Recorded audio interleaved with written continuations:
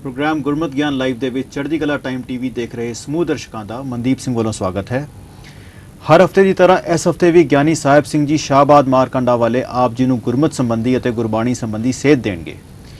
ਗਿਆਨੀ ਜੀ ਸਾਡੇ ਨਾਲ ਸਟੂਡੀਓ ਵਿੱਚ ਮੌਜੂਦ ਨੇ। ਗਿਆਨੀ ਜੀ ਫਤਿਹ ਸਾਂਝੀ ਕਰਕੇ ਪ੍ਰੋਗਰਾਮ ਸ਼ੁਰੂ ਕਰਦੇ ਹਾਂ। ਵਾਹਿਗੁਰੂ ਜੀ ਕਾ ਖਾਲਸਾ ਵਾਹਿਗੁਰੂ ਜੀ ਕੀ ਫਤਿਹ। ਪਿਛਲੇ ਹਫਤੇ ਤੱਕ ਗਿਆਨੀ ਜੀ ਨੇ ਪੌੜੀ ਜਤ ਪਹਾਰਾ ਧੀਰਜ ਸੁਨਿਆਰ ਐਰਨ ਮਤ ਵੇਦ ਹਥਿਆਰ ਇਸ ਦੇ ਜੋ ਅਖਰੀ ਅਰਥ ਹਨ ਅਤੇ ਵਿਆਕਰਣ ਦੀ ਜੋ ਸੇਧ ਹੈ ਉਹ ਦਿੱਤੀ ਸੀ।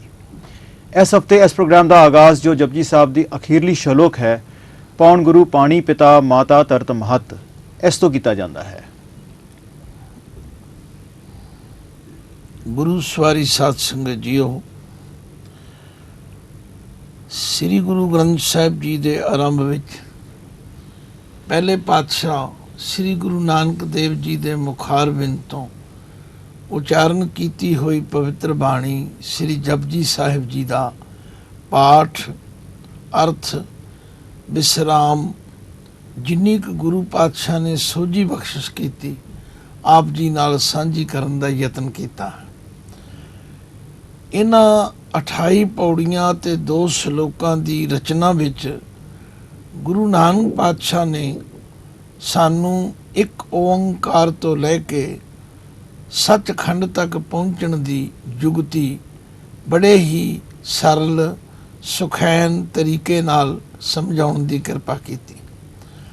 ਜਦੋਂ ਅਸੀਂ 38ਵੀਂ ਪੌੜੀ ਦੀ ਵਿਚਾਰ ਕਰ ਰਹੇ ਸਾਂ ਤਾਂ ਮਹਾਰਾਜ ਨੇ ਘੜੀਏ ਸ਼ਬਦ ਸੱਚੀ ਟਕਸਾਲ ਸ਼ਬਦ ਕਿਸੇ ਨਾ ਕਿਸੇ ਰੂਪ ਵਿੱਚ ਤੁਸੀਂ ਜ਼ਰੂਰ ਸੁਣਿਆ ਹੋਵੇਗਾ। ਟਕਸਾਲ ਕਿਸ ਨੂੰ ਕਹਿੰਦੇ ਹਨ? ਜਿੱਥੇ ਸਾਡੇ ਸਿੱਕੇ ਘੜੇ ਜਾਂਦੇ ਹਨ, ਜਿੱਥੇ ਕਰੰਸੀ ਛਪਦੀ ਹੈ ਉਹਨੂੰ ਟਕਸਾਲ ਕਹਿੰਦੇ ਨੇ। ਅੰਗਰੇਜ਼ੀ ਵਿੱਚ ਮਿੰਟ ਵੀ ਕਹਿੰਦੇ ਹਨ। ਇਹ ਸੱਚੀ ਟਕਸਾਲ ਜੋ ਗੁਰੂ ਨਾਨਕ ਪਾਤਸ਼ਾਹ ਨੇ ਬਖਸ਼ਿਸ਼ ਕੀਤੀ ਉਹ ਹੈ ਸਾਧ ਸੰਗਤ। ਜਿਸ ਸਾਧ ਸੰਗਤ ਵਿੱਚ ਬੈਠ ਕੇ ਸਾਡੇ ਜੀਵਨ ਦੀ ਘਾੜਤ ਘੜੀ ਜਾਂਦੀ ਹੈ, ਸਾਡੇ ਸੁਭਾਅ ਬਦਲੇ ਜਾਂਦੇ ਹਨ। ਔਰ ਮਹਾਰਾਜ ਨੇ ਫਰਮਾਇਆ ਹੈ ਤਿੱਥੇ ਘੜੀ ਹੈ ਸੁਰਤ ਮਤ ਮਨ ਬੁੱਧ, ਤਿੱਥੇ ਘੜੀ ਹੈ ਸੁਰਾਂ ਸਿੱਧਾਂ ਕੀ ਸੁਧ। ਹੁਣ ਜਦੋਂ ਮਨੁੱਖ ਦੀ ਐਸੀ ਜੀਵਨ ਉਸਾਰੀ ਬਣਦੀ ਹੈ ਤਾਂ ਉਹਦੀਆਂ ਇਹ ਸਾਰੀਆਂ ਚੀਜ਼ਾਂ ਨਵਾਂ ਰੂਪ ਧਾਰਨ ਕਰਦੀਆਂ ਹਨ। ਤਾਂ ਉਹ ਸੱਚੀ ਟਕਸਾਲ ਤੋਂ ਅਸੀਂ ਜਦੋਂ ਤੱਕ ਜੁੜੇ ਰਵਾਂਗੇ ਸਾਡੇ ਜੀਵਨ ਵਿੱਚ ਇਹ ਜੀਵਨ ਰੌ ਚਲਦੀ ਰਹੇਗੀ। ਭੱਟ ਕੀਰਤ ਜੀ ਨੇ ਬਹੁਤ ਸੁੰਦਰ ਕਿਹਾ ਹੈ, ਹਮ ਅਵਗੁਣ ਭਰੇ ਏਕ ਗੁਣ ਨਾਹੀ, ਅੰਮ੍ਰਿਤ ਛਾੜ ਬਿਖੈ ਬਿਖ ਖਾਈ, ਮਾਇਆ ਮੋਹ ਭਰਮ ਪੈ ਭੂਲੇ, ਸੁਤ ਧਾਰਾ ਸਿਉ ਪ੍ਰੀਤ ਲਗਾਈ, ਇੱਕ ਉੱਤਮ ਪੰਥ ਸੁਨਿਓ ਗੁਰ ਸੰਗਤ, ਤੇ ਮਿਲੰਤ ਜਮ ਤਰਾਸ ਮਿਟਾਈ। ਭਾਈ ਗੁਰਦਾਸ ਜੀ ਨੇ ਕਿਹਾ ਹੈ, ਘਰ ਘਰ ਅੰਦਰ ਧਰਮਸਾਲ, ਹੋਵੇ ਕੀਰਤਨ ਸਦਾ ਵਸੋਆ। ਬਾਬੇ ਨਾਨਕ ਦੀ ਇਹ ਮਹਾਨ ਬਖਸ਼ਿਸ਼ ਹੈ ਮਨੁੱਖਤਾ ਤੇ ਕਿ ਉਹਨਾਂ ਨੇ ਜਿੱਥੇ ਵੀ ਗਏ ਉੱਥੇ ਸੰਗਤ ਕਾਇਮ ਕੀਤੀ। ਮੈਨੂੰ ਹਿੰਦੁਸਤਾਨ ਦੀ 2 ਵਾਰੀ ਸੰਗਤ ਨੂੰ ਨਾਲ ਲੈ ਕੇ ਯਾਤਰਾ ਕਰਨ ਦਾ ਮੌਕਾ ਬਣੇ। ਪੰਜਾਬ ਨੂੰ ਛੱਡ ਕੇ ਜਿਉਂ-ਜਿਉਂ ਅਸੀਂ ਬਿਹਾਰ ਤੇ ਹੋਰ ਸੂਬਿਆਂ ਵਿੱਚ ਗਏ ਉੱਥੇ ਗੁਰਦੁਆਰਿਆਂ ਦੇ ਨਾਮ ਸੰਗਤ ਉੱਤੇ ਰੱਖੇ ਹੋਏ ਨੇ। ਖਾਸ ਕਰਕੇ ਬਿਹਾਰ ਦੇ ਅੰਦਰ ਇੱਕ ਸਾਸਾਰਾਮ ਨਾਮ ਦਾ ਨਗਰ ਹੈ ਜਿੱਥੇ 2-3 ਗੁਰਦੁਆਰੇ ਹਨ। ਇੱਕ ਦਾ ਨਾਮ ਟਕਸਾਲ ਸੰਗਤ ਹੈ, ਇੱਕ ਦਾ ਨਾਮ ਨਵੀਂ ਸੰਗਤ ਹੈ। ਭਾਵ ਸੰਗਤ ਦੇ ਨਾਮ ਤੇ ਉਹ ਗੁਰਦੁਆਰੇ ਹਨ। ਤੋ ਗੱਲ ਕੀ ਲੋਕ ਉੱਥੇ ਜੁੜਦੇ, ਸਤਸੰਗ ਕਰਦੇ ਔਰ ਸਤਸੰਗ ਕਰਨ ਕਰਕੇ ਉਹਨਾਂ ਦਾ ਜੀਵਨ ਬਦਲਦਾ ਸੀ। ਇਸ ਬਾਣੀ ਦੇ ਅਖੀਰ ਵਿੱਚ ਮਹਾਰਾਜ ਨੇ ਜਿਹੜੀ ਗੱਲ ਕਹੀ ਹੈ ਤਿੱਥੇ ਘੜੀ ਹੈ ਸ਼ਬਦ ਸੱਚੀ ਟਕਸਾਲ। ਸ਼ਬਦ ਕੀ ਹੈ? ਬੋਲਦੇ ਹਾਂ ਇਹਨੂੰ ਵੀ ਸ਼ਬਦ ਕਹਿੰਦੇ ਹਨ। ਬਾਣੀ ਹੈ ਵੀ ਸ਼ਬਦ ਹੈ, ਪਰ ਇੱਥੇ ਸ਼ਬਦ ਦਾ ਅਰਥ ਮਨੁੱਖ ਦਾ ਆਚਰਨ, ਕਰੈਕਟਰ ਔਰ ਕਰੈਕਟਰ ਹੀ ਸਾਡੇ ਜੀਵਨ ਦੀ ਸਭ ਤੋਂ ਉੱਤਮ ਰਾਸ ਪੂੰਜੀ ਹੈ। ਅੰਗਰੇਜ਼ੀ ਦਾ ਵਿਦਵਾਨ ਕਹਿੰਦਾ ਹੈ, ਮਨੁੱਖ ਕੋਲ ਤਿੰਨ ਚੀਜ਼ਾਂ ਹਨ। When wealth is lost nothing is lost. ਜੇ ਕਿਸੇ ਦੀ ਦੌਲਤ ਨੁਕਸਾਨ ਹੋ ਜਾਏ, ਸਮਝੋ ਕੁਝ ਵੀ ਨੁਕਸਾਨ ਨਹੀਂ ਹੋਇਆ। If health is last something is lost. ਜੇ ਕਿਸੇ ਦੀ ਅਰੋਗਤਾ ਚਲੀ ਜਾਏ, ਸਮਝੋ ਕੁਝ ਨੁਕਸਾਨ ਹੋ ਗਿਆ। If character is last everything is last. ਤਾਂ ਗੁਰੂ ਪਾਤਸ਼ਾਹ ਨੇ ਚੰਗੇ ਮਨੁੱਖ ਦੀ ਉਸਾਰੀ ਚੰਗੇ ਕਰੈਕਟਰ ਉੱਤੇ ਆਧਾਰਿਤ ਕੀਤੀ ਹੈ, ਔਰ ਉਹ ਚੰਗਾ ਕਰੈਕਟਰ ਚੰਗੀ ਸੰਗਤ ਵਿੱਚੋਂ ਬਣਨਾ ਹੈ। ਇਸੇ ਲਈ ਬਜ਼ੁਰਗ ਕਿਹਾ ਕਰਦੇ ਸਨ, ਜੈਸੀ ਸੰਗਤ ਵੈਸੀ ਰੰਗਤ, ਸੁਸਾਇਟੀ ਮੇਕ ਏ ਮੈਨ। ਮਨੁੱਖ ਦੇ ਜੀਵਨ ਦੀ ਉਸਾਰੀ ਸੰਗਤ ਵਿੱਚ ਹੁੰਦੀ ਹੈ। ਕਬੀਰ ਜੀ ਤਾਂ ਇੱਥੇ ਤੱਕ ਕਹਿੰਦੇ ਨੇ, ਕਬੀਰ ਮਨ ਪੰਖੀ ਭਇਆ ਉੱਡ ਉੱਡ ਦਾਦ ਸਜਾਏ, ਜੋ ਜੈਸੀ ਸੰਗਤ ਮਿਲੇ ਸੋ ਤੈਸੋ ਫਲ ਖਾਏ। ਜਿਵੇਂ ਪੰਛੀ ਉੱਡਦਾ ਹੈ, ਕਿਸੇ ਅਮਰੂਦ ਦੇ ਦਰਖਤ ਤੇ ਚਲਾ ਗਿਆ, ਅਮਰੂਦ ਖਾਣ ਨੂੰ ਮਿਲੇਗਾ। ਸੇਬ ਦੇ ਦਰਖਤ ਤੇ ਚਲਾ ਗਿਆ, ਉੱਥੋਂ ਸੇਬ ਖਾਣ ਨੂੰ ਮਿਲੇਗਾ। ਸੱਚਮੁੱਚ ਇਸੇ ਤਰ੍ਹਾਂ ਊਤਮ ਸੰਗਤ ਊਤਮ ਹੋਵੇ। ਚੰਗੀ ਸੰਗਤ ਕਰਨ ਦੇ ਨਾਲ ਸਾਡੇ ਜੀਵਨ ਵਿੱਚ ਚੰਗੇ ਗੁਣ ਆਉਂਦੇ ਹਨ। ਗੁਰੂ ਤੇਗ ਬਹਾਦਰ ਜੀ ਤਾਂ ਇੱਥੇ ਤੱਕ ਫਰਮਾਉਂਦੇ ਨੇ, ਸੰਗਤ ਕਾ ਗੁਣ ਬਹੁਤ ਅਧਿਕਾਈ, ਪੜ ਸੂਆ ਗਨਕ ਉਧਾਰੇ। ਸਾਰੀ ਬਾਣੀ ਵਿੱਚ ਸਾਨੂੰ ਚੰਗਿਆਂ ਦੀ ਸੰਗਤ ਕਰਨ ਤੇ ਮਾੜਿਆਂ ਦੀ ਸੰਗਤ ਕਰਨ ਤੋਂ ਬਚਣ ਦੀ ਆਗਿਆ ਕੀਤੀ। ਇਸੇ ਪਾਤਸ਼ਾਹ ਨੇ ਫਰਮਾਇਆ, ਤਿੱਥੈ ਘੜੀਐ ਸ਼ਬਦ ਸੱਚੀ ਟਕਸਾਲ। ਪਰ ਇਹ ਕੰਮ ਕੌਣ ਕਰਨਗੇ? ਜਿਨ ਕੋ ਨਦਰ ਕਰਮ ਤਿਨ ਕਾਰ। ਜਿਨ੍ਹਾਂ ਉੱਤੇ ਕਰਮ ਨਦਰ ਕਰਮ ਇਕੱਠਾ ਹੀ ਸ਼ਬਦ ਹੈ। ਕਰਮ ਦੇ ਅਰਥ ਨੇ ਬਖਸ਼ਿਸ਼। ਜਿਨ੍ਹਾਂ ਉੱਤੇ ਮਿਹਰ ਦੀ ਨਜ਼ਰ ਹੋਵੇਗੀ ਉਹ ਇਹ ਕਾਰ ਕਰਨਗੇ, ਤੇ ਜਿਹੜੇ ਇਹ ਕਾਰ ਕਰਨਗੇ, ਨਾਨਕ ਨਦਰੀ ਨਦਰ ਨਿਹਾਲ, ਉਸ ਨਦਰ ਦੇ ਮਾਲਕ ਵਾਹਿਗੁਰੂ ਦੀ ਕਿਰਪਾ ਦ੍ਰਿਸ਼ਟੀ ਨਾਲ ਨਿਹਾਲ ਨਿਹਾਲ ਨਿਹਾਲ ਹੋ ਜਾਣਗੇ। ਹੁਣ ਇਹਦੇ ਅਖੀਰ ਵਿੱਚ ਸਲੋਕ ਹੈ। ਇਹ ਸਲੋਕ ਵੀ ਬੜਾ ਮਹੱਤਵਪੂਰਨ ਹੈ। ਲਗਭਗ ਹਰ ਸਿੱਖ ਸੰਗਤ ਦੇ ਅੰਦਰ ਜਦੋਂ ਵੀ ਦੀਵਾਨ ਦੀ ਸਮਾਪਤੀ ਹੁੰਦੀ ਹੈ, ਇਹ ਸਲੋਕ ਪੜ੍ਹਿਆ ਜਾਂਦਾ ਹੈ। ਪਰ ਇਸ ਨੂੰ ਇੰਨੀ ਬੇਧਿਆਨੀ ਨਾਲ ਅਸੀਂ ਪੜ੍ਹਦੇ ਹਾਂ ਕਿ ਰੋਜ਼ ਪੜ੍ਹੇ ਜਾਣ ਵਾਲੇ ਇਸ ਸਲੋਕ ਵਿੱਚ ਵੀ ਬਹੁਤ ਗਲਤੀਆਂ ਕਰਦੇ। ਉਹ ਤੁਸੀਂ ਗਲਤੀਆਂ ਜਦੋਂ ਦਾਸ ਉਚਾਰਨ ਕਰੇਗਾ ਤੁਹਾਨੂੰ ਆਟੋਮੈਟਿਕਲੀ ਪਤਾ ਲੱਗਣਗੀਆਂ, ਪਰ ਮੈਂ ਤੁਹਾਨੂੰ ਸਪੈਸ਼ਲ ਤੌਰ ਤੇ ਦੱਸਦੇ ਹਾਂ। ਜਿਵੇਂ ਚੰਗਿਆਈਆਂ ਬੁਰਿਆਈਆਂ ਵਾਚੈ ਧਰਮ ਹਦੂਰ, ਪਰ ਅਸੀਂ ਉਹਨੂੰ ਵਾਜੇ ਹੀ ਪੜ ਜਾਂਦੇ। ਇਸੇ ਤਰ੍ਹਾਂ ਅਸੀਂ ਜਦੋਂ ਇਸ ਦਾ ਉਚਾਰਨ ਕਰਦੇ ਹਾਂ, ਕਰਮੀ ਆਪੋ ਆਪਣੀ, ਕੋਈ ਪੜਦਾ ਕਿਆ ਨੇੜੇ ਕਿਆ ਦੂਰ, ਕੋਈ ਪੜਦਾ ਕਹਿ ਨੇੜੇ ਕਹਿ ਦੂਰ, ਜਦੋਂ ਕਿ ਪਾਠ ਹੈ ਕੇ ਨੇੜੇ ਕੇ ਦੂਰ। ਮਤਲਬ ਇਸ ਤਰ੍ਹਾਂ ਦੀਆਂ ਗਲਤੀਆਂ ਲਗਾ ਮਾਤਰਾਂ ਦੀ ਸੋਝੀ ਨਾ ਹੋਣ ਕਰਕੇ ਔਰ ਬਾਣੀ ਦੇ ਅਰਥਾਂ ਵੱਲ ਧਿਆਨ ਨਾ ਹੋਣ ਕਰਕੇ ਇਹ ਸਾਡੇ ਕੋਲੋਂ ਹੁੰਦੀਆਂ ਹਨ, ਜਿਨ੍ਹਾਂ ਤੋਂ ਸਾਨੂੰ ਸਾਵਧਾਨ ਰਹਿਣ ਦੀ ਲੋੜ ਹੈ। ਪਰ ਸਾਵਧਾਨ ਤਾਂ ਰਹਿ ਸਕਦੇ ਹਾਂ ਜੇ ਸਾਨੂੰ ਸੋਝੀ ਮਿਲੇ। ਤਾਂ ਆਓ ਸਭ ਤੋਂ ਪਹਿਲਾਂ ਇਹ ਪਾਠ ਸੁਣੋ। ਪਵਨ ਗੁਰੂ ਪਾਣੀ ਪਿਤਾ, ਮਾਤਾ ਧਰਤ ਮਹਤ, ਦਿਵਸ ਰਾਤ ਦੋਏ, ਦਾਈ ਦਾਇਆ ਖੇਲੇ ਸਗਲ ਜਗਤ, ਚੰਗਿਆਈਆਂ ਬੁਰਿਆਈਆਂ ਵਾਚੈ ਧਰਮ ਹਦੂਰ, ਕਰਮੀ ਆਪੋ ਆਪਣੀ ਕੇ ਨੇੜੇ ਕੇ ਦੂਰ, ਜਿਨੀ ਨਾਮ ਧਿਆਇਆ ਗਏ ਮਸ਼ਕਤ ਕਾਲ, ਨਾਨਕ ਤੇ ਮੁਖ ਉਜਲੇ ਕੀਤੀ ਛੁੱਟੀ ਨਾਲ। ਇਹ ਹੈ ਇਸ ਦਾ ਪਾਠ। ਇਸ ਦੇ ਪਾਠ ਵਿੱਚ ਦੋ ਗੱਲਾਂ ਦਾ ਧਿਆਨ ਰੱਖਣਾ ਹੈ। ਇੱਕ ਤਾਂ ਆਪਣੇ ਕੋਲੋਂ ਕੁਝ ਨਹੀਂ ਲਾਉਣਾ। ਮਹਾਰਾਜ ਨੇ ਇਸ ਨੂੰ ਪਵਨ ਲਿਖਿਆ। ਇਹ ਸਲੋਕ ਗੁਰੂ ਨਾਨਕ ਦੇਵ ਜੀ ਨੇ ਆਪਣੀ ਬਾਣੀ ਵਿੱਚ ਸੋਹਲੇ ਅੰਦਰ ਵੀ ਵਰਤਿਆ। ਪੌਣ ਗੁਰੂ ਪਾਣੀ ਪਿਤ ਮਾਤਾ, ਪੌਣ ਗੁਰੂ ਪਾਣੀ ਪਿਤ ਜਾਤਾ ਉਦਰ ਸੰਜੋਗੀ ਧਰਤੀ ਮਾਤਾ ਰਹਿਣ ਸਤਿਨ ਤੋਇ ਦਾਈ ਦਾਇਆ ਜਗ ਖੇਲੇ ਖੇਲਾਈ। ਇਹਨਾਂ ਪੰਕਤੀਆਂ ਵਿੱਚ ਹੀ ਸਾਰੇ ਸ਼ਲੋਕ ਦਾ ਵਰਣਨ ਕਰ ਦਿੱਤਾ। ਪਾਤਸ਼ਾਹ ਕਹਿੰਦੇ ਨੇ ਪਵਨ ਗੁਰੂ, ਗੁਰੂ ਦੇ ਅੱਖਰੀ ਅਰਥ ਕੀ ਹਨ? ਗੋ ਕਹਿੰਦੇ ਹਨ ਅੰਧੇਰੇ ਨੂੰ, ਰੂ ਕਹਿੰਦੇ ਹਨ ਪ੍ਰਕਾਸ਼ ਨੂੰ। ਜਿਹੜਾ ਹਨੇਰੇ ਵਿੱਚ ਪ੍ਰਕਾਸ਼ ਕਰੇ, ਕਿਉਂਕਿ ਜਿਹੜੀ ਪੌਣ ਹੈ ਸਵਾਸ ਹਨ, ਹਵਾ ਹੈ। ਜੇ ਕੋਈ ਬੋਲਦਾ ਹੈ ਤੇ ਉਹਦੀ ਆਵਾਜ਼ ਦੂਜੇ ਦੇ ਕੰਨਾਂ ਰਾਹੀਂ ਇਸ ਹਵਾ ਦੇ ਲਹਿਰਾਂ ਨਾਲ ਪੜਦੀ ਹੈ। ਭਾਵ ਜੇ ਕੋਈ ਬੋਲਦਾ ਹੀ ਨਹੀਂ ਤਾਂ ਉਸ ਦੇ ਅੰਦਰਲਾ ਗਿਆਨ ਕਿਸੇ ਦੂਜੇ ਤੱਕ ਕਿਵੇਂ ਪਹੁੰਚ ਸਕਦਾ? ਇਸ ਲਈ ਮਹਾਰਾਜ ਨੇ ਪਵਨ ਗੁਰੂ ਦਰਜਾ ਦਿੱਤਾ। ਫਿਰ ਪਾਣੀ ਨੂੰ ਪਿਤਾ ਕਿਹਾ ਹੈ ਔਰ ਮਾਤਾ ਧਰਤ ਮਹਤ। ਮਹਤ ਦਾ ਅਰਥ ਹੈ ਵੱਡੀ ਮਾਤਾ, ਮਹਾਨ ਮਾਤਾ। ਕਿਉਂਕਿ ਧਰਤੀ ਜੋ ਹੈ ਉਹ ਸਾਰੇ ਜੀਵਾਂ ਦੇ ਖਾਣ ਲਈ, ਪਾਲਣ ਪੋਸ਼ਣ ਲਈ ਸਭ ਕੁਝ ਪੈਦਾ ਕਰਦੀ ਹੈ। ਧਰਤੀ ਤੋਂ ਬਿਨਾਂ ਹੋਰ ਕਿਧਰੋਂ ਸਾਨੂੰ ਕੀ ਮਿਲਦਾ? ਪਰ ਧਰਤੀ ਵੀ ਤਾਂ ਹੀ ਕੁਝ ਦਿੰਦੀ ਹੈ ਜੇ ਉਸ ਉੱਤੇ ਪਾਣੀ ਪਿਤਾ ਬਰਸੇ ਤਾਂ।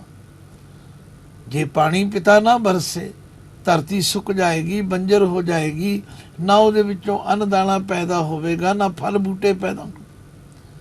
ਇਸ ਲਈ ਧਰਤੀ ਨੂੰ ਮਹਤ, ਵੱਡੀ ਮਾਂ ਕਿਹਾ ਔਰ ਪਾਣੀ ਨੂੰ ਪਿਤਾ ਦਾ ਦਰਜਾ ਦਿੱਤਾ।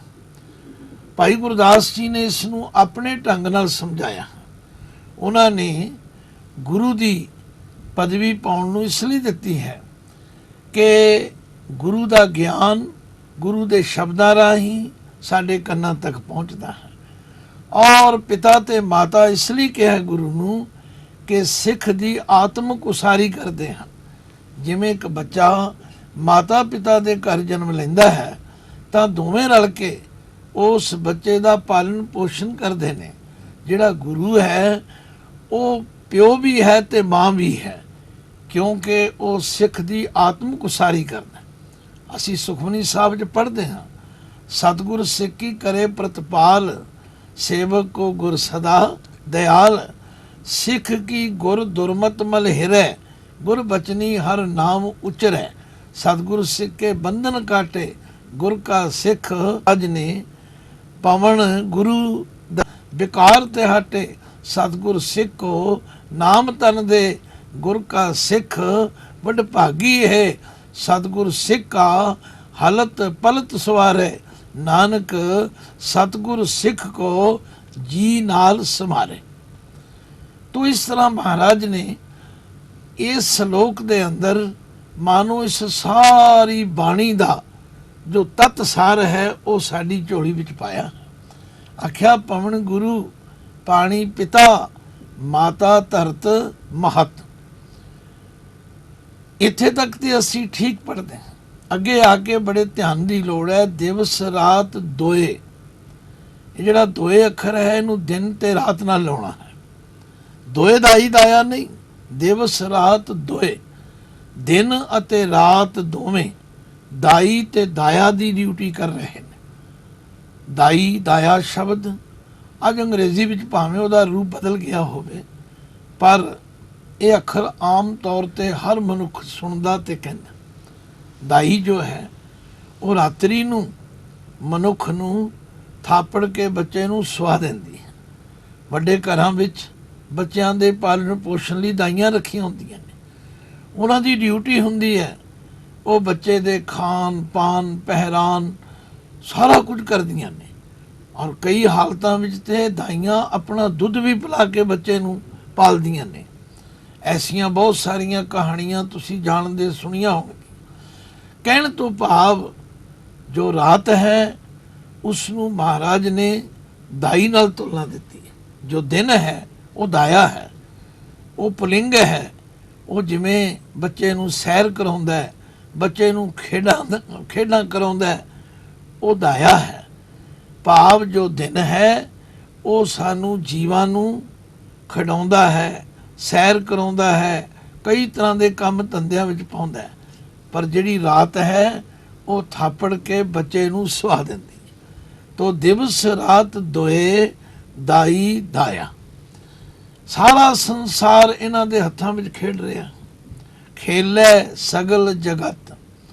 ਕੁਝ ਲੋਕ ਇਸ ਸ਼ਬਦ ਨੂੰ ਜਗਤ ਕਹਿਣ ਵਿੱਚ ਖੁਸ਼ੀ ਮਹਿਸੂਸ ਕਰਦੇ ਨੇ, ਪਰ ਉਹ ਭੁੱਲ ਜਾਂਦੇ ਨੇ ਕਿ ਕਵਿਤਾ ਦੇ ਅੰਦਰ ਕਾਫੀਆ ਰਦੀਫ ਮਿਲਾਉਣ ਵਾਸਤੇ ਕਈ ਵਾਰੀ ਸ਼ਬਦਾਂ ਦੇ ਸਰੂਪ ਬਦਲ ਜਾਂਦੇ ਨੇ।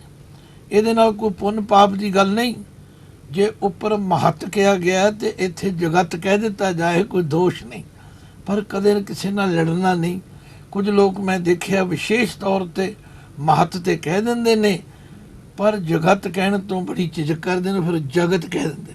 ਕੋਈ ਗੱਲ ਨਹੀਂ, ਉਹਨਾਂ ਦੀ ਆਪਣੀ ਸਮਝ ਹੈ, ਪਰ ਅਸੀਂ ਜੋ ਪੜ੍ਹਦੇ ਪੜ੍ਹਾਉਂਦੇ ਹਾਂ ਉਹਦੇ ਵਿੱਚ ਸਪਸ਼ਟ ਤੌਰ ਤੇ ਕਹਿੰਦੇ ਹਾਂ ਕਿ ਮਾਤਾ ਧਰਤ ਮਹੱਤ ਦਿਵਸ ਰਾਤ ਦੋਏ ਦਾਈ ਦਾਇਆ ਖੇਲੇ ਸਗਲ ਜਗਤ।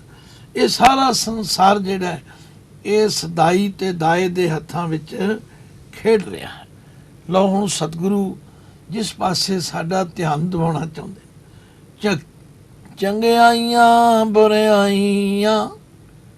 ਆਖਰ ਜਿਹੜੇ ਅਸੀਂ ਕੰਮ ਕਰਦੇ ਹਾਂ, ਕੁਝ ਚੰਗੇ ਕੰਮ ਕਰਦੇ ਹਾਂ, ਕੁਝ ਬੁਰੇ ਕਰਦੇ। ਜਿਵੇਂ ਰੰਗ ਮੰਚ ਦੇ ਉੱਤੇ ਕੋਈ ਰੋਲ ਕਰਦਾ ਹੈ, ਕਿਸੇ ਦਾ ਰੋਲ ਬਹੁਤ ਸਲਾਹਿਆ ਜਾਂਦਾ, ਕਿਸੇ ਦੇ ਰੋਲ ਨੂੰ ਨਿੰਦਿਆ ਜਾਂਦਾ, ਬਈ ਉਹਦਾ ਰੋਲ ਠੀਕ ਨਹੀਂ ਸੀ, ਉਹਦਾ ਰੋਲ ਚੰਗਾ ਸੀ, ਐਸਾ ਕਿਹਾ ਜਾਂਦਾ।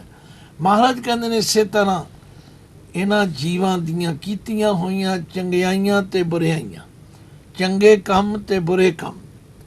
ਬਹੁਤ ਸਾਰੇ ਲੋਕ ਸਵਾਲ ਕਰਦੇ ਨੇ, ਕਿਉਂ ਜੀ ਚੰਗੇ ਤੇ ਮਾੜੇ ਦਾ ਕੌਣ ਨਿਰਣਾ ਕਰਦਾ? ਗੁਰਬਾਣੀ ਵਿੱਚ ਤੇ ਲਿਖਿਆ ਹੈ ਚਿਤਰਗੁਪਤ ਹਨ, ਉਹ ਬੰਦੇ ਦੇ ਪ੍ਰੈਕਟੀਕਲ ਕੰਮ ਲਿਖ ਲੈਂਦੇ ਨੇ, ਔਰ ਜਿਹੜੇ ਗੁਪਤ ਹਨ ਉਹਨਾਂ ਨੂੰ ਗੁਪਤ ਲਿਖ ਲੈਂਦੇ ਨੇ। ਔਰ ਉਹ ਸਾਰਾ ਚਿੱਠਾ ਜਿਹੜਾ ਧਰਮਰਾਜ ਕੋਲ ਮੈਂ ਜਾ ਕੇ ਪੇਸ਼ ਹੁੰਦਾ।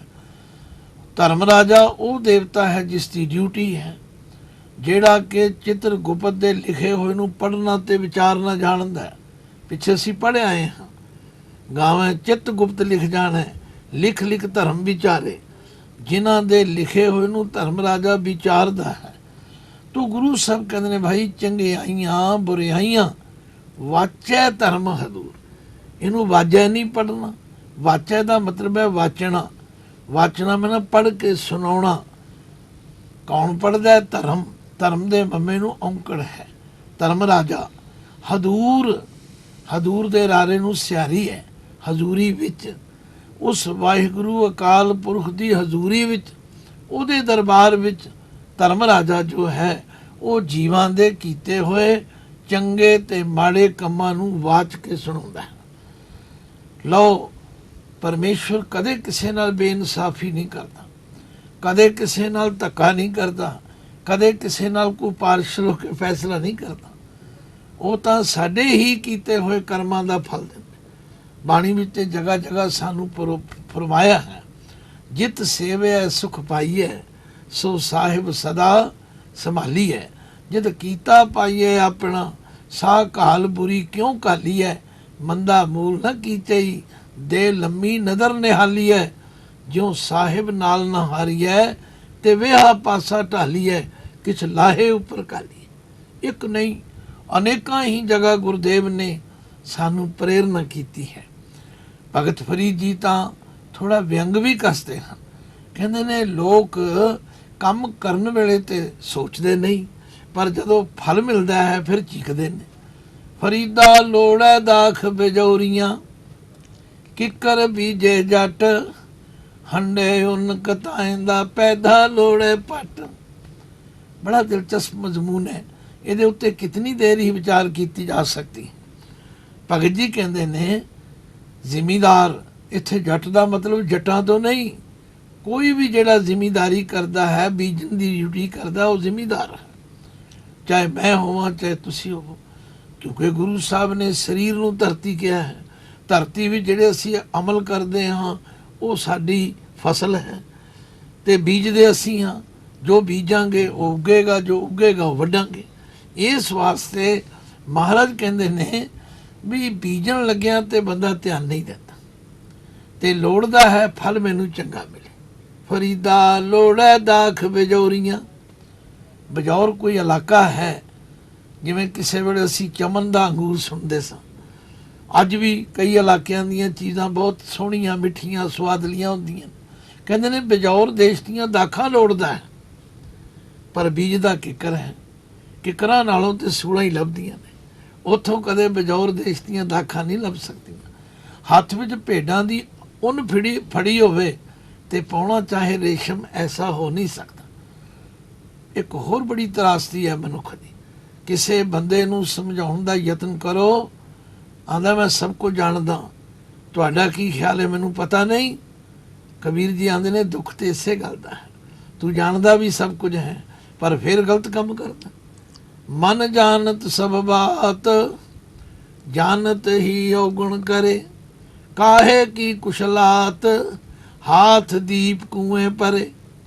ਜੇ ਹੱਥ ਤੇ ਦੀਵਾ ਰੱਖਿਆ ਹੋਵੇ ਫਿਰ ਖੂਹ 'ਚ ਕੋਈ ਛਾਲ ਮਾਰੇ, ਦੱਸੋ ਉਹਦੇ ਹੱਡ ਗੋਡੇ ਟੁੱਟਣਗੇ ਕਿ ਨਹੀਂ।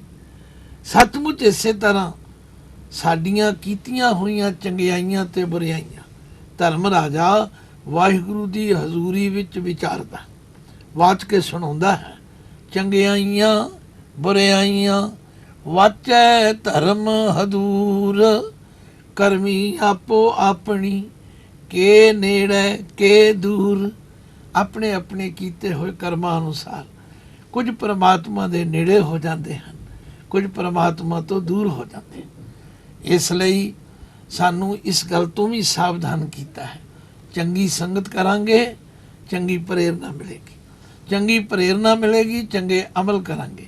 ਚੰਗੇ ਅਮਲ ਕਰਾਂਗੇ, ਪਰਮੇਸ਼ਵਰ ਦੇ ਨੇੜੇ ਹੋ ਜਾਵਾਂਗੇ। ਅਖੀਰ ਵਿੱਚ ਨਿਚੋੜ ਕੱਢਿਆ, ਜਿਨੀ ਨਾਮ ਤੇ ਆਇਆ। ਇਹਨੂੰ ਜਿੰਨੀ ਨਹੀਂ ਕਹਿਣਾ, ਕਿਉਂਕਿ ਜਿੰਨੀ ਪੜਾਂਗੇ ਤੇ ਜਿੰਨ ਦਾ ਬਹੁਵਚਨ ਜਿੰਨੀ ਬਣ ਜਾਏਗਾ। ਇਹਨੂੰ ਥੋੜਾ ਜਿਹਾ ਭਾਰਾ ਕਰਕੇ ਜਿਨੀ ਨਾਮ ਤੇ ਆਇਆ। ਜਿਨ੍ਹਾਂ ਪ੍ਰਾਣੀਆਂ ਨੇ ਮਨੁੱਖਾ ਜੀਵਨ ਦਾ ਉਦੇਸ਼ ਸਮਝ ਕੇ ਪਰਮਾਤਮਾ ਦੇ ਨਾਮ ਦਾ ਸਿਮਰਨ ਕੀਤਾ ਹੈ। ਗਏ ਮਸ਼ੱਕਤ ਕਾਲ, ਕੁਝ ਸਮਾਂ ਹੋਇਆ, ਕਈ ਸੱਜਣਾ ਨੇ ਇਹਦੇ ਤੇ ਵੀ ਇਤਰਾਜ਼ ਕੀਤਾ ਜਿਹਨੂੰ ਮਸ਼ਕਤ ਪੜੋ। ਮਸ਼ਕਤ ਕੋਈ ਸ਼ਬਦ ਹੀ ਨਹੀਂ, ਇਹ ਸ਼ਬਦ ਅਰਬੀ ਦਾ ਹੈ ਮਸ਼ੱਕਤ, ਜਿਹਦਾ ਮਤਲਬ ਹੈ ਘਾਲਣਾ, ਘਾਲਣੀ, ਮਿਹਨਤ ਕਰਨੀ। ਪਾਤਸ਼ਾਹ ਕਹਿੰਦੇ ਨੇ ਜਿਨੀ ਨਾਮ ਤੇ ਆਇਆ, ਗਏ ਮਸ਼ੱਕਤ ਕਾਲ। ਜਿਨ੍ਹਾਂ ਨੇ ਭਾਈ ਪਰਮੇਸ਼ਵਰ ਦਾ ਨਾਮ ਜਪਿਆ, ਜਿਨ੍ਹਾਂ ਨੇ ਆਪਣੇ ਆਪ ਨੂੰ ਭੈੜੇ ਕੰਮਾਂ ਤੋਂ, ਵਿਕਾਰਾਂ ਤੋਂ, ਵਿਚਾਰਾਂ ਤੋਂ ਬਚਾਇਆ ਔਰ ਨਾਮ ਵਾਲੇ ਪਾਸੇ ਲੱਗੇ, ਉਹਨਾਂ ਨੇ ਮਸ਼ੱਕਤ ਕੀਤੀ ਹੈ, ਉਹਨਾਂ ਨੇ ਘਾਲਣਾ ਘਾਲੀ ਹੈ। ਤੇ ਜਿਹੜੇ ਇਸ ਘਾਲਣਾ ਘਾਲਣ ਵਿੱਚ ਕਾਮਯਾਬ ਹੋਏ, ਨਾਨਕ ਤੇ ਮੁਖ ਉਜਲੇ। ਇਹਨੂੰ ਨਾਨਕ ਤੇ ਇਕੱਠਾ ਨਹੀਂ ਕਹਿਣਾ। ਨਾਨਕ ਜੀ ਫਰਮਾਉਂਦੇ ਹਨ ਤੇ ਮੁਖ ਉਜਲੇ, ਉਹ ਮੁਖ ਉਜਲੇ ਹਨ। ਕੀਤੀ ਛੁੱਟੀ ਨਾਲ, ਉਹਨਾਂ ਦੀ ਸੰਗਤ ਕਰਕੇ ਹੋਰ ਵੀ ਕੀਤੀ ਕਿਤਨੀ ਹੀ ਲੁਕਾਈ ਛੁੱਟ ਗਈ, ਕਿਉਂਕਿ ਬਾਣੀ ਵਿੱਚ ਜਗ੍ਹਾ ਜਗ੍ਹਾ ਕਰਮਾਂ ਅਨੁਸਾਰ ਕੁਝ ਪਰਮਾਤਮਾ ਦੇ ਨੇੜੇ ਹੋ ਜਾਂਦੇ ਹਨ। ਲਿਖਿਆ ਗੁਰਮੁਖ ਕੋਟ ਉਧਾਰਦਾ, ਦੇ ਨਾਮ ਹੈ ਇੱਕ ਕਣੀ। ਜਿਹੜਾ ਗੁਰਮੁਖ ਹੈ ਉਹ ਆਪ ਤੇ ਨਾਮ ਜਪਦਾ ਹੀ ਹੈ, ਹੋਰਨਾਂ ਨੂੰ ਵੀ ਨਾਮ ਜਪਣ ਦੀ ਪ੍ਰੇਰਨਾ ਕਰਦਾ ਹੈ ਤੇ ਉਹਨਾਂ ਦਾ ਵੀ ਭਲਾ ਕਰਦਾ। ਮੰਨੈ ਪਰਵਾਰੈ ਸਾਧਾਰ। ਜਿਹੜਾ ਗੁਰਮੁਖ ਹੈ ਉਹ ਆਪ ਤਰਦਾ ਹੈ ਤੇ ਹੋਰਨਾਂ ਨੂੰ ਤਾਰਦਾ। ਪ੍ਰਹਿਲਾਦ ਜਨ 21 ਕੁੱਲ ਉਧਾਰੇ। ਪ੍ਰਹਿਲਾਦ ਇੱਕ ਸੀ, ਉਹਨੇ ਨਾਮ ਜਪਿਆ, ਉਸਨੇ ਆਪਣੀਆਂ 21 ਕੁੱਲਾਂ ਉਧਾਰ ਦਿੱਤੀਆਂ। ਕਈ ਲੋਕ ਪੁੱਛਦੇ ਨੇ 21 ਕੁੱਲਾਂ ਕਿਹੜੀਆਂ ਨੇ? 7 ਨਾਨਕਿਆਂ ਦੀਆਂ, 7 ਦਾਦਕਿਆਂ ਦੀਆਂ, 7 ਸਹੁਰਿਆਂ ਦੀਆਂ। ਗੱਲ ਕੀ, ਜਿਹੜਾ ਗੁਰਮੁਖ ਹੈ ਉਹਦਾ ਜਿਤਨਾ ਆਲਾ ਦੁਆਲਾ ਹੈ ਉਹ ਵੀ ਉਹਦੀ ਸੰਗਤ ਕਰਕੇ ਸੁਧਰ ਜਾਂਦਾ ਹੈ। ਤੋ ਜਿਨੀ ਨਾਮ ਤੇ ਆਇਆ, ਗਏ ਮਸ਼ੱਕਤ ਕਾਲ, ਨਾਨਕ ਤੇ ਮੁਖ ਉਜਲੇ, ਕਹਿਤੀ ਛੁੱਟੀ ਨਾਲ। ਲਓ ਸਾਧ ਸੰਗਤ, ਇੰਨੇ ਲੰਬੇਰੇ ਸਮੇਂ ਵਿੱਚ ਗੁਰੂ ਪਾਤਸ਼ਾਹ ਦੀ ਕਿਰਪਾ ਦਾ ਸਦਕਾ ਇਸ ਪਵਿੱਤਰ ਬਾਣੀ ਦੇ ਅਖਰੀ ਅਰਥ, ਭਾਵ ਅਰਥ, ਉਚਾਰਨ ਤੇ ਵਿਸਰਾਮ ਜਿੰਨੀ ਗੁਰੂ ਨੇ ਸਮਝ ਦਿੱਤੀ ਹੈ, ਤੁਹਾਡੀ ਸੇਵਾ ਕਰਨ ਦਾ ਯਤਨ ਕੀਤਾ ਹੈ। ਗਿਆਨੀ ਜੀ ਨੇ ਬੜੇ ਹੀ ਪਿਆਰ ਨਾਲ ਸਾਨੂੰ ਇਸ ਸ਼ਲੋਕ ਦੇ ਅਖਰੀ